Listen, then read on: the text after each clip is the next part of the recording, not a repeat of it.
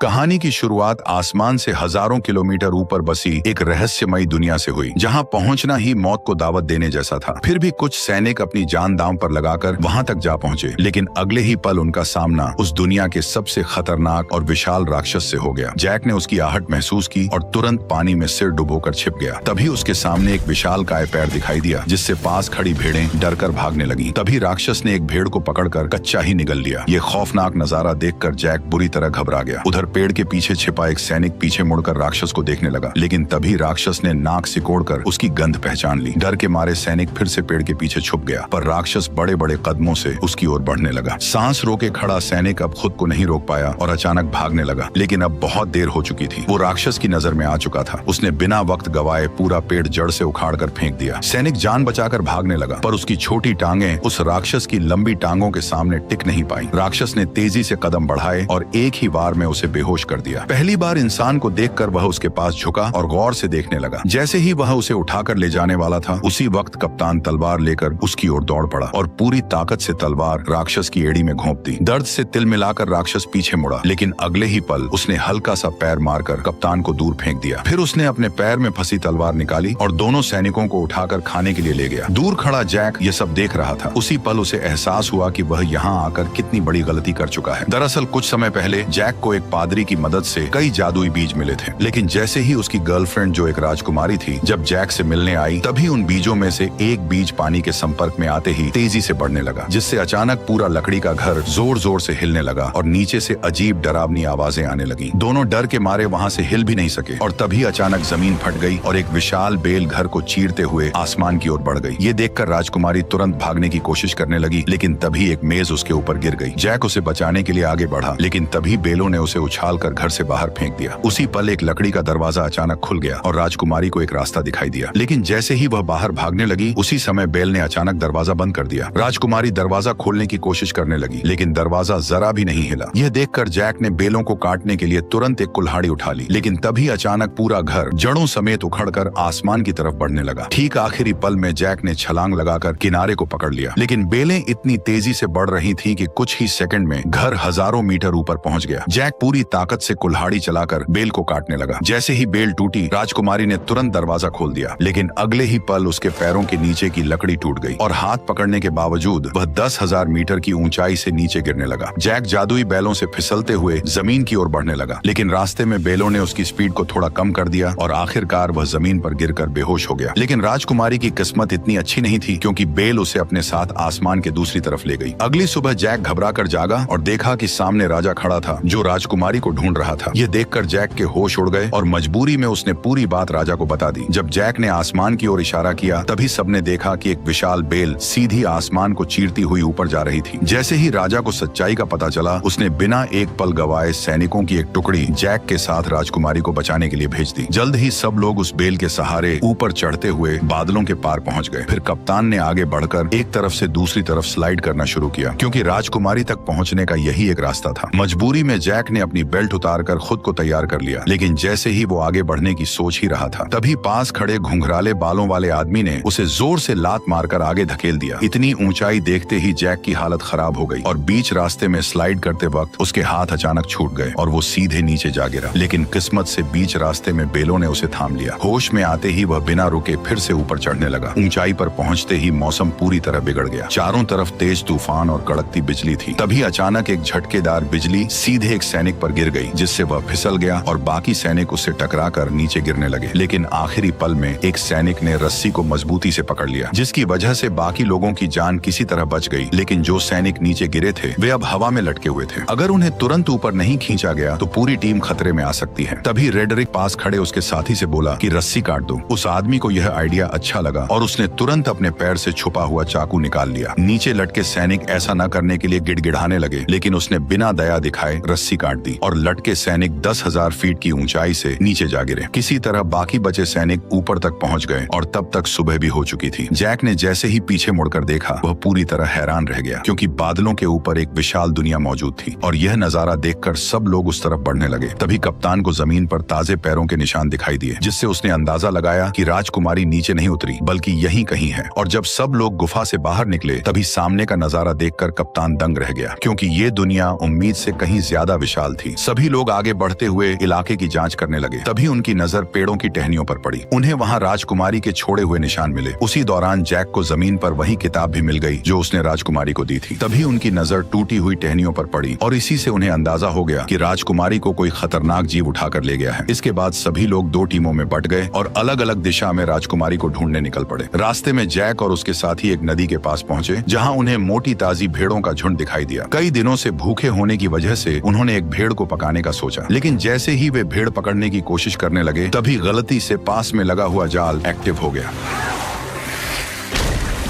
Jack ने तुरंत अपना चाकू निकाला और पूरी ताकत से जाल काटने लगा। उधर कप्तान भी रस्सी काटने की कोशिश कर रहा था, लेकिन तभी उसकी नजर एक अजीब चीज पर पड़ी। पास के सारे कौवे अचानक घबराकर उड़ गए और सारी भेड़ें भी एक साथ दूसरी दिशा में भागने लगी। कप्तान को कुछ शक हुआ, पर वो फिर भी रस्सी काटता रहा और जैसे तैसे वे दोनों जाल से निकल आए। लेकिन तभी जंगल से डरावनी आवाज गूंज उठी और उसी पल एक विशालकाय दानव उनके सामने आया और दोनों सैनिकों को पकड़कर अपने साथ ले गया। जैक चुपचाप दानव के पीछे पीछे चलने लगा ताकि सही मौका मिलते ही वो साथियों के साथ राजकुमारी को भी बचा सके। दूसरी तरफ रेडरिक दोनों सैनिकों के साथ एक चट्टान के किनारे पर पहुंच गया। गंजे आदमी को लगा कि इस तरह ढूंढते रहना बेकार है और वह कोई दूसरा रास्ता खोजने के लिए आगे बढ़ने लगा। लेकिन तभी रेडरिक ने अपनी चाल चल दी। अरे देखो, वो रही इज़ाबेल। जैसे ही गंजा आदमी वापस मुड़कर चट्टान के पास आया, तभी रेडरिक ने मौके का फायदा उठाकर उसे सीधे गहरी खाई में धक्का दे दिया। यह देखकर रेडरिक का दोस्त जोर जोर से हंसने लगा। तभी एक विशाल हाथ ने अचानक उसे पकड़ लिया। ठीक उसी पल पीछे से एक और पहाड़ जितना बड़ा दानव उसके सामने आ गया। रेडरिक डर के मारे वहीं जमीन पर गिर पड़ा और जल्दी जल्दी अपने बैग में कुछ ढूंढने लगा। लेकिन जैसे ही दानव उसे पकड़ने के लिए हाथ बढ़ाने लगा, ठीक उसी पल रेडरिक ने एक चमकता हुआ ताज बाहर निकाल लिया। ताज को देखते ही दानव वहीं रुक गए, मानो किसी अदृश्य ताकत ने उन्हें जकड़ लिया हो। दरअसल ये एक जादुई ताज था। जिसके हाथ में भी ये शक्तिशाली ताज होता, दानव उसकी हर बात मानने को मजबूर हो जाते। उधर जैक दानव का पीछा करते करते उनके ठिकाने तक पहुंच गया और वहां का नजारा देखकर वह हैरान रह गया, क्योंकि चारों तरफ खूबसूरत झरने और ऊंचे ऊंचे पहाड़ थे जो किसी स्वर्ग से कम नहीं लग रहे थे। वहीं पर 2 सिर वाला दानव राजकुमारी को एक पिंजरे में कैद किए हुए था। फिर वह उसे बाकी दानवों के पास ले गया, जहां सारे दानव इकट्ठा होकर उसकी तरफ देखने लगे। तभी वो दानव भी लौट आया जिसने कप्तान और उस मोटे सैनिक को पकड़ा था। उसने उन दोनों को लाकर पिंजरे के पास फेंक दिया। यह देखकर 2 सिर वाले दानव को शक हुआ कि शायद और भी इंसान यहाँ मौजूद हैं। इसलिए उसने जमीन पर पड़े एक मोटे सैनिक को पकड़ लिया और उसकी गर्दन मरोड़कर उसे जिंदा ही निगल लिया। इसके बाद दानव ने उसके कवच को बाहर थूक दिया, पर जैसे ही वो दानव कप्तान को धमकी देने लगा कि वह राजकुमारी को भी खा जाएगा, तभी पास से एक आवाज आई जिसने सबका ध्यान अपनी तरफ खींच लिया। दरअसल वो आवाज किसी और की नहीं बल्कि उसी गद्दार रेडरिक की थी। उसके सिर पर पहने ताज को देखते ही बाकी सभी दानव तुरंत घुटनों के बल झुक गए और उसी पल उसका असली प्लान सबके सामने आ गया। वह सीधे 2 सिर वाले दानव के सामने गया और उसे घुटनों पर आने का हुक्म दिया। उसके सिर पर ताज देखकर 2 सिर वाला दानव मजबूरी में झुक गया और फिर रेडरिक उसके चेहरे पर पैर रखकर धीरे धीरे चलते हुए सिंहासन की ओर बढ़ गया और उसी पल से रेडरिक दानवों की दुनिया का नया राजा बन गया। उसने इंसानों पर हमला कर पूरी दुनिया जीतने का ऐलान कर दिया। उसकी बातें सुनकर दानव सेना बहुत ज्यादा खुश हो गई, पर 2 सिर वाले दानव के दिमाग में कुछ और ही चल रहा था। उधर दानव ने कप्तान को पकाने के लिए उठाकर सीधे चिपचिपे आटे पर फेंक दिया। वह जितना छटपटाया उतना ही उसमें फंसता चला गया। तभी दानव आगे बढ़ा और उसने कप्तान के ऊपर मुट्ठी भर आटा पटक दिया। इसके बाद दानव ने बड़ी ही घिनौनी हरकत की। दानव ने कप्तान को मोड़कर एक तरफ रख दिया। तैयारी के बाद केवल सब्जियां डालना बाकी था। जैसे ही वह सब्जियां लेने गया, उसी समय जैक चुपके से वहां आ पहुंचा। जैक को देखकर राजकुमारी बेहद खुश हो गई, लेकिन उसने तुरंत उसे इशारे से चुप रहने को कहा। उधर दानव अब भी उलझा हुआ था और इसी बीच जैक धीरे धीरे राजकुमारी के पास पहुंच गया। उसने पिंजरे का लॉक खोलने की कोशिश की, लेकिन यह उसके बस की बात नहीं थी। तब राजकुमारी ने उसे पहले कप्तान को बचाने के लिए कहा, जिसे दानव ने सुअरों के साथ लाइन में रखा था। जैक तुरंत उसके पास पहुंचा और चाकू निकालकर उसे उस चिपचिपे आटे से अलग करने लगा। उसी समय दानव मसाला लेकर वापस आने लगा। ये देखकर जैक ने जल्दी से चाकू कप्तान को पकड़ा दिया और खुद छिप गया। खुशकिस्मती से दानव को कुछ भी शक नहीं हुआ। उसने कुछ नुकीली लकड़ियां उठाई और कप्तान की आंखों के सामने पास पड़ी सुअर में घुसा दी। जो सुअर अभी तक चिल्ला रही थी वह तुरंत शांत हो गई। अब अगला नंबर कप्तान का था। दानव ने बिना दया दिखाए वार किया, लेकिन वह थोड़ा सा चूक गया, वरना कप्तान की आने वाली पीढ़ी का नामो निशान मिट जाता। ये देखकर कप्तान डर के मारे बेहोश हो गया। फिर दानव ने उन सभी को उठाकर पास जल रहे भट्ठे में रख दिया। अब उन्हें बचाने बचाने वाला एकमात्र जैक ही था। इस समय जैक लोहे की रिंग के ऊपर पहुंच चुका था और दानव को उसकी भनक तक नहीं थी। तभी दानव ने एक तेज धार वाला चाकू उठाया और सीधे राजकुमारी की ओर बढ़ गया। उसने बिना देर किए हाथ अंदर डालकर राजकुमारी को बाहर निकाल लिया और टेबल पर रखकर उसे काटने की तैयारी करने लगा। लेकिन तभी जैक ने चुपके से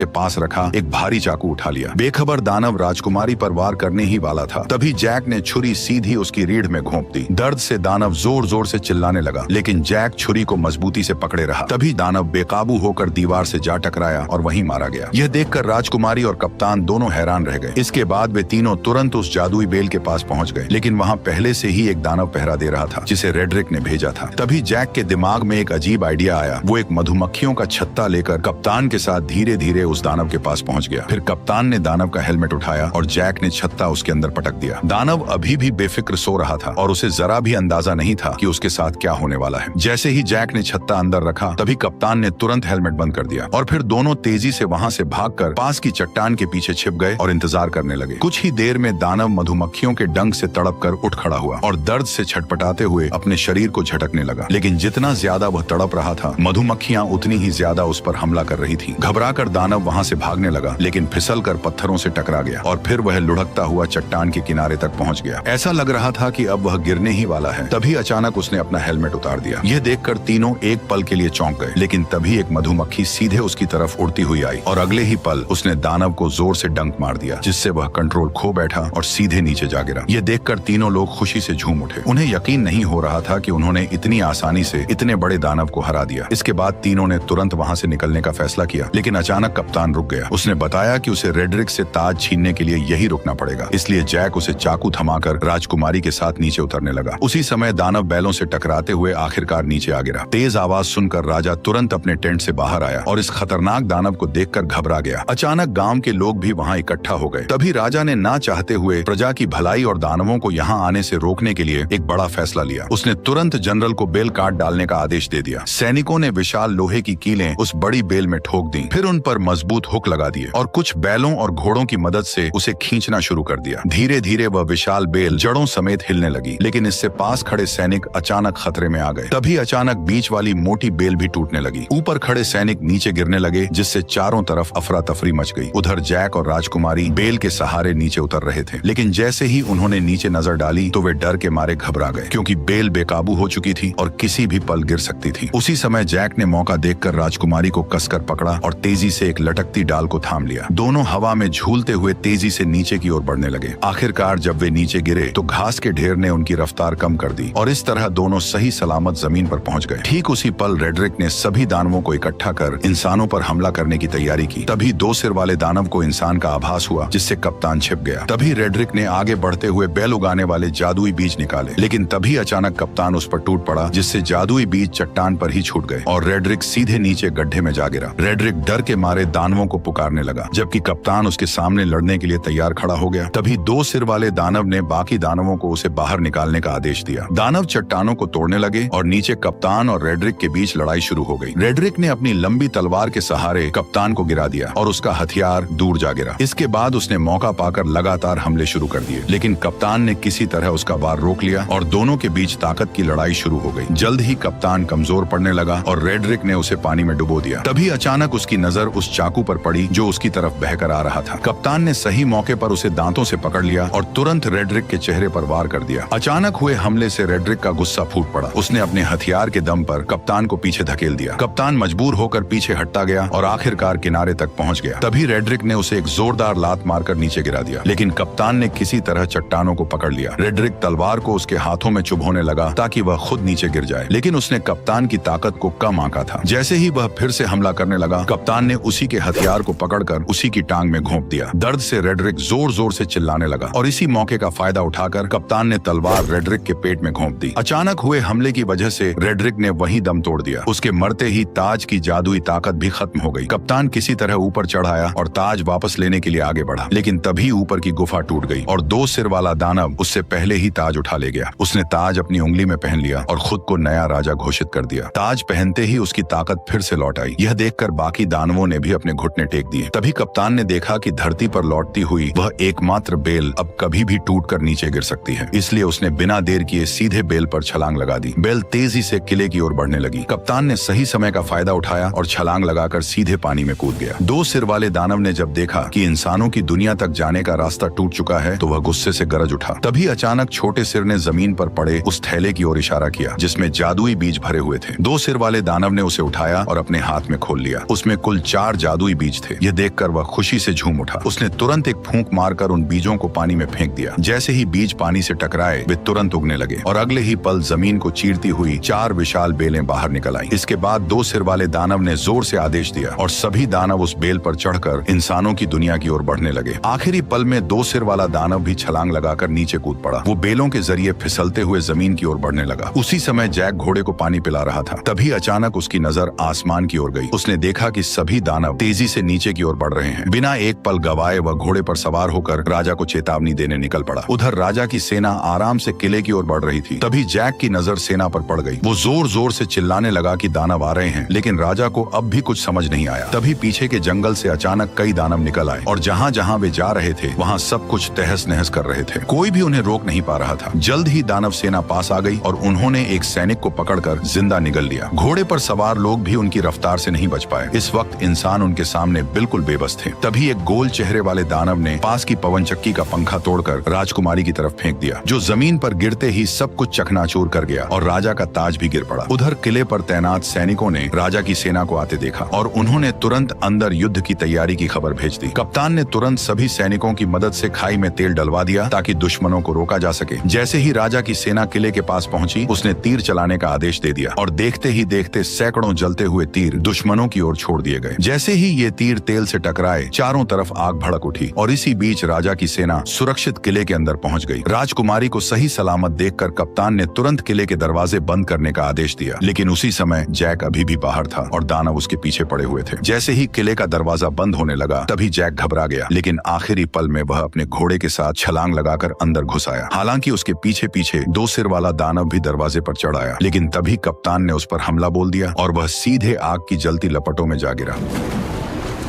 जल्द ही आग ने उसे पूरी तरह घेर लिया, लेकिन हैरानी की बात यह थी कि उसके अपने लोग भी उसे बचाने नहीं आए, बल्कि बस खड़े खड़े उसे जलते हुए देखते रहे। उधर लोग अभी आपस में बात ही कर रहे थे कि अचानक आसमान से एक बड़ा लोहे का घंटा तेजी से किले की ओर आया। उसने दीवार को ध्वस्त कर दिया और सीधे नीचे जा गिरा। इससे पहले कि कोई कुछ समझ पाता, अचानक युद्ध का बिगुल बज उठा। तभी 2 बड़े लोहे के हुक किले के दरवाजे की तरफ फेंके गए, जिन्हें दानव मजबूती से खींचने लगे। तभी इंसानों और दानवों के बीच खींचतान शुरू हो गई। असल में यह सब गोल चेहरे वाले दानव का प्लान था, जिसने और ज्यादा दानवों को बुलाकर किले के दरवाजे को तोड़ने का आदेश दिया। अंदर का माहौल पूरी तरह अफरा तफरी में बदल गया। राजकुमारी जैक को लेकर किले के अंदर की तरफ भागी। उधर बूढ़े राजा ने सभी सैनिकों को आदेश दिया कि वे दानवों को रोकने के लिए क्रॉसबो का इस्तेमाल करें। जल्द ही और भी दानव आ गए और उन्होंने पूरी ताकत से खींचना शुरू कर दिया। तभी कप्तान के आदेश पर सैनिकों ने कई सारे क्रॉसबो छोड़ दिए, जो सीधे लकड़ी के दरवाजे पर जा लगे। सटीक निशाना लगते ही सैनिक तुरंत क्रॉसबो गाड़ियों को पीछे खींचने लगे। किले की सेना टुकड़ियों में बट गई और राजा भी मदद के लिए आ गया। वो कप्तान से दानवों की कमजोरी पूछ ही रहा था कि तभी आसमान से एक जलता हुआ पेड़ गिरा, जिसने सैनिकों को अलग अलग बिखेर दिया। अगले ही पल कई सारे जलते हुए पेड़ सैनिकों के ऊपर गिरने लगे, जिससे उनकी पकड़ ढीली होने लगी। ऐसा लग रहा था जैसे दरवाजा जल्द ही टूट जाएगा। तभी राजकुमारी जैक को लेकर किले के अंदर पहुंची, लेकिन अचानक एक भारी दहाड़ और जमीन में उठती दरारों ने उनका ध्यान खींच लिया। डर के मारे दोनों पीछे हट गए और कुछ पत्थर ऊपर की ओर उड़ने लगे। नीचे से अचानक 2 विशाल हाथ बाहर निकले। ये वही 2 सिर वाला दानव था जो पहले आग में गिरने के बावजूद बच गया था, क्योंकि पानी के नीचे होने की वजह से आग उसका कुछ नहीं बिगाड़ पाई और वह सीवर के रास्ते से चुपचाप किले के अंदर तक घुस आया। अचानक उसे राजकुमारी की शाही गंध महसूस हुई। जैक ने डरते हुए कंबल खोला और देखा कि दानव की अभी तक उन पर नजर नहीं पड़ी है, लेकिन तभी गुस्से में दानव ने पास रखा शीशा तोड़ दिया। घबराहट में कंबल में छिपे दोनों लोग कांपने लगे, लेकिन दानव ने सीधे ऊपर से उन्हें देख लिया। जैक पूरी ताकत लगाकर तुरंत राजकुमारी को पकड़कर भागा, लेकिन दानव लगातार उनका पीछा करने लगा। कोई रास्ता न होने की वजह से दोनों मजबूरी में दूसरी मंजिल की ओर भागे। वे कदमों को रोकने की हिम्मत भी नहीं कर रहे थे, लेकिन अचानक एक हाथ साइड से बाहर निकला और राजकुमारी को पकड़ लिया। जैक ने पास में रखी कुल्हाड़ी उठाई और बिना देर किए सीधे उस पर हमला कर दिया, लेकिन दानव ने दूसरे हाथ से उसे पकड़ लिया। छोटा सिर जैक जैक का मजाक उड़ाने लगा। तभी जैक ने गुस्से में सीधे कुल्हाड़ी मारकर उसका हेलमेट तोड़ दिया। गुस्से में दानव ने अपना बड़ा मुंह खोल लिया। तभी जैक ने लॉकेट में छिपा हुआ जादुई बीज निकाला और सीधे उसके मुंह में फेंक दिया। जादुई बीज सीधे उसके पेट में चला गया, जिससे 2 सिर वाले दानव को अचानक कुछ गड़बड़ महसूस हुई और उसने तुरंत दोनों को जमीन पर पटक दिया। तभी अचानक एक बेल उसके शरीर से बाहर आई और दोनों डर के मारे पीछे हट गए। अचानक कई सारी बेलें पूरी रफ्तार से उसके शरीर को चीरते हुए बाहर निकल आई, जिससे हॉल पूरी तरह से तबाह हो गया। अचानक राजा का मुकुट पहना हुआ हाथ भी जैक के पास गिर गया। उधर बाहरी सैनिक अभी भी दानवों को रोकने में लगे हुए थे, लेकिन गोल मुंह वाले दानव की एक आवाज पर सभी दानव धीरे धीरे पीछे बढ़े और सैनिक